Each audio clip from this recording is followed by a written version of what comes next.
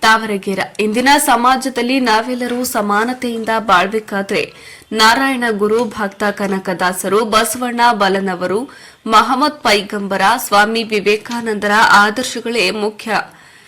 ಹೀಗಂತ ಶಿಕ್ಷಕ ಶಾಮಿದಲಿ ಹಿರೇಮನ್ನಾಪುರ ಹೇಳಿದ್ರು.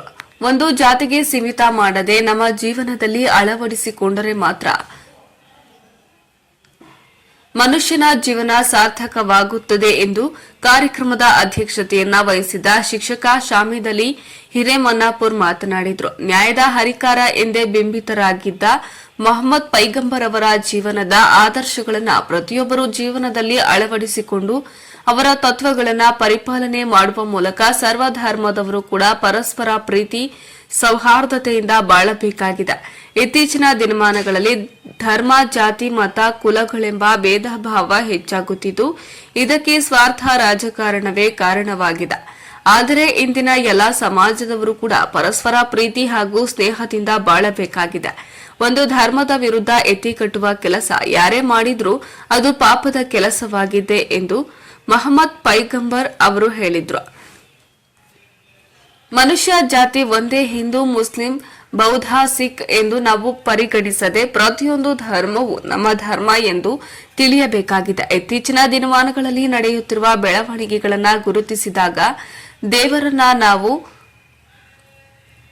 ಜಾತಿ ರೂಪದಲ್ಲಿ ನೋಡುತ್ತಿದ್ದೇವೆ. ಅದು ಹೋಗಬೇಕಾಗಿದೆ. ಎಲ್ಲಾ ಜನರಿಗೂ ದೇವರೊಬ್ಬನೇ, ನಾಮ ಹಲವು. ಆದುದರಿಂದ ಸಮಾಜದಲ್ಲಿ ಒಗ್ಗಟ್ಟಿನಿಂದ ಜೀವನ ನಡೆಸಿದಾಗ ಮಾತ್ರ ಸಮಾಜದಲ್ಲಿ ಒಳ್ಳೆಯ ವಾತಾವರಣ ನಿರ್ಮಾಣವಾಗುತ್ತದೆ ಎಂದು ತಿಳಿಸಿದ್ರು.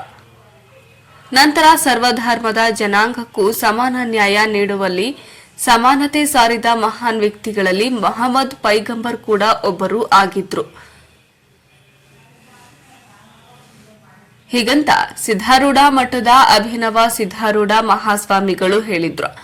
ಅವರು ಸ್ಥಳೀಯ ಜಮಾತೆ ಇಸ್ಲಾಂ ಹಿಂದ್ ಘಟಕದ ವತಿಯಿಂದ ಆಯೋಜಿಸಲಾಗಿದ್ದ ವಿಚಾರಗೋಷ್ಠಿ ಹಾಗೂ ಪುಸ್ತಕ ಬಿಡುಗಡೆ ಸಮಾರಂಭದ ಮುಖ್ಯ ಅತಿಥಿಗಳಾಗಿ ಮಾತನಾಡಿದ್ರು.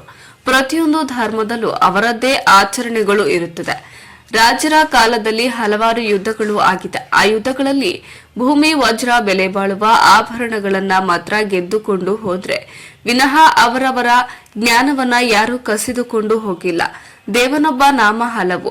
ಪರಸ್ಪರ ಸೌಹಾರ್ದತೆಯಿಂದ ಕೂಡಿ ಬಾಳಿದ್ರೆ ಉತ್ತಮ ಸಮಾಜ ನಿರ್ಮಾಣ ಮಾಡಲು ಸಾಧ್ಯವಾಗುತ್ತದೆ ಎಂದು ತಿಳಿಸಿದ್ರು.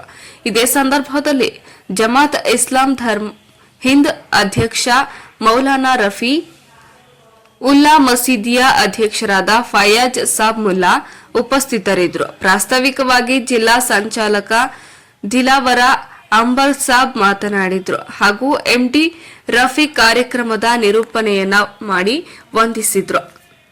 ವರದಿ ಬಾಳಪ್ಪ ಕೇರಿಹೊಲ.